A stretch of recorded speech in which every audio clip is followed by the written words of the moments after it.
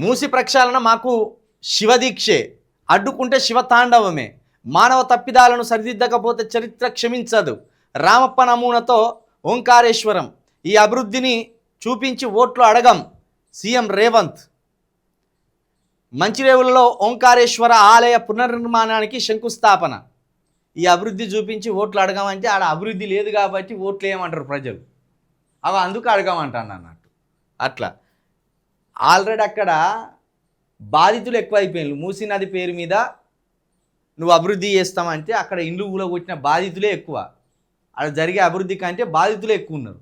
కాబట్టి నువ్వు పుసుకున పోయి మూసిని అభివృద్ధి చేసినావంటే ఎక్కడ అభివృద్ధి చేసినావని ప్రజలు అడుగుతారు. అక్కడ వాళ్ళ ఏడుపులు, వాళ్ళ పెడబొబ్బలు, వాళ్ళ రోదనలు కనిపిస్తాయి ప్రజలకు.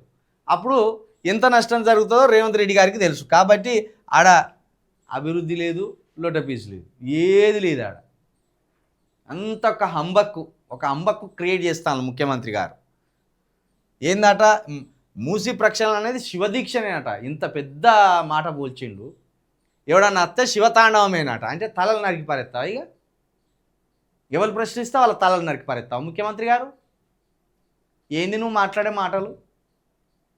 అంటే నువ్వు అక్కడ అన్యాయం చేసినా, తప్పు చేసినా, లక్షలాది కుటుంబాలను, వేలాది కుటుంబాలను రోడ్డు పాలు చేసినా వాటిని అడ్డుకుంటే శివతాండవం చేస్తావా? ప్రజాస్వామ్యంలో ప్రశ్నిస్తే వాళ్ళ మీద శివతాండవం చేస్తావా? అంటే సంపుతావా అన్నట్టే కదా.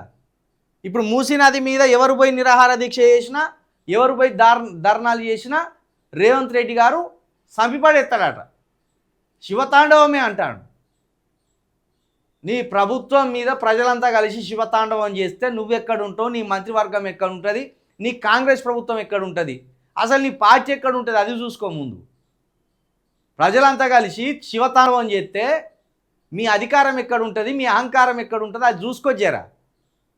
అక్కడ బాధితులకు న్యాయం చేయమని అడుగుతాను అందరూ.